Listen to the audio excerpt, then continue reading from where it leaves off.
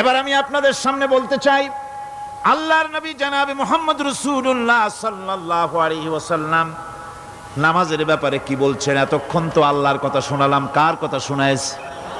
আমার আল্লাহর নবী বলেন, নবীকে প্রশ্ন করা হলো, ইয়া রাসূলুল্লাহ আইয়ু শাইইন আহাব্বু ইনদাল্লাহি ফিল ইসলাম, ইসলামের মধ্যে আল্লাহর কাছে কোন জিনিসটা বেশি প্রিয়?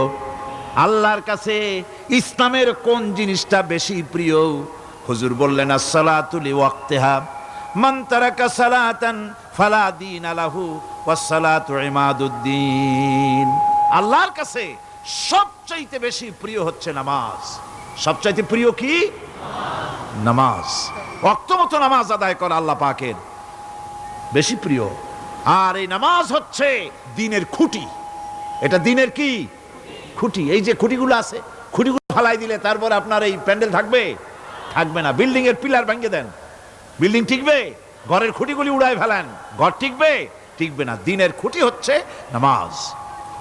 লা দীনা লিমান লা সালাতা লাহু, যার কাছে দ্বীন নাই, যার কাছে নামাজ নাই, তার কাছে কি নাই? দ্বীন নাই, ঈমান নাই। আল্লাহর নবী বলেছেন, ওয়ান জাবিরিন রাদিয়াল্লাহু তাআলা আনহু قال قال رسول الله صلى الله عليه وسلم بين العبد وبين الكفر ترك الصلاة। আল্লাহ পাকের নবী বলেন, আল্লাহর বান্দার মুমিন, আল্লাহর বান্দার কাফের, দুইজনের মধ্যে পার্থক্য হলো, যে ব্যক্তি নামাজ পড়ে সে আল্লাহর গোলাম, যে নামাজ পড়ে না সে কাফের হয়ে গেল। যে নামাজ পড়লো না সে কাফের হয়ে গেল। মান তারাকা সালাতান মুতাআম্মিদান ফাকাদ কাফারা, যে ব্যক্তি ইচ্ছে করে নামাজ ছেড়ে দিল সে কাফের হয়ে গেল। বলেন নাউযুবিল্লাহি মিন যালিক।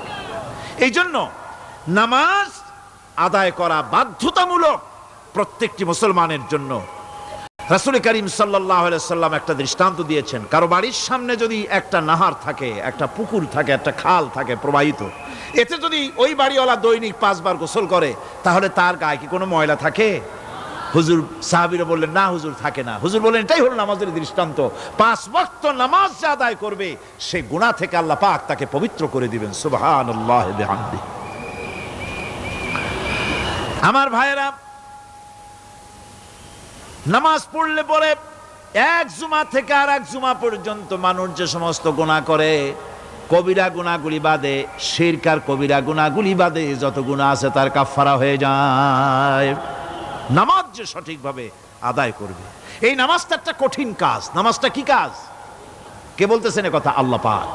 ওয়া ইন্নাহা লাকাবীরাতুন ইল্লা আলাল খাশিঈন।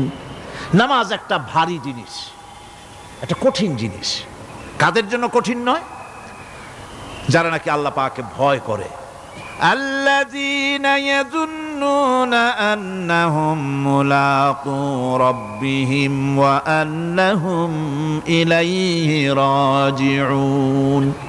যারা নাকি একথা মনের ভিতরে ধারণা করে যে আল্লাহ রাব্বুল আলামিনের দরবারে আমার হাজির হওয়া লাগবে, মোলাকাত করা লাগবে, এই চিন্তা যারা করে তাদের জন্য নামাজ মোটেই কষ্টকর নয়, নামাজ মোটেই তাদের জন্য অসহনীয় নয়, বোঝা নয়, ভার নয়।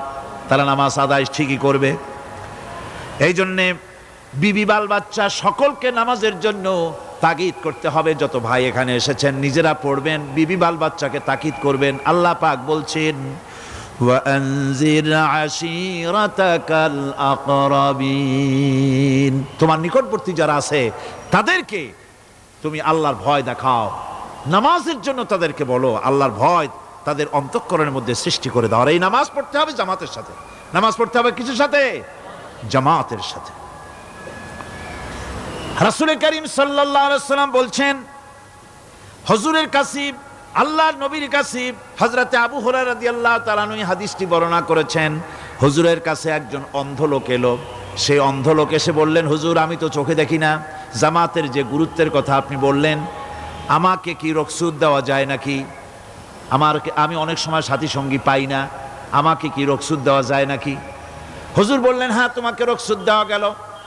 অন্ধ যখন হেঁটে যাচ্ছিলেন, নবীজি তাকে আবার ডাকলেন, ডেকে জিজ্ঞেস করলেন, অন্ধ নামাজের মসজিদের আজান কি তোমার কানে যায়? বলে হ্যাঁ, আমি আজান শুনি। হুজুর বললেন আজানের জবাব দিবা, মসজিদে এসে জামাতে নামাজ পড়বা। একজন অন্ধকে রুখসত দেওয়া হয় নাই। মসজিদে আজান শোনার পর ঘরে বসে যদি নামাজ আদায় করেন, নামাজের হক আদায় হবে না। হুজুর সাল্লাল্লাহু আলাইহি ওয়াসাল্লাম বলেছেন, মসজিদে আজান হওয়ার পর যে ব্যক্তি ঘরে বসে নামাজ পড়ে, আমার ইচ্ছা হয় ঘরটা আগুন দিয়ে জ্বালায় দেই। কে বলতেছেন? রাহমাতুল লিল আলামিন।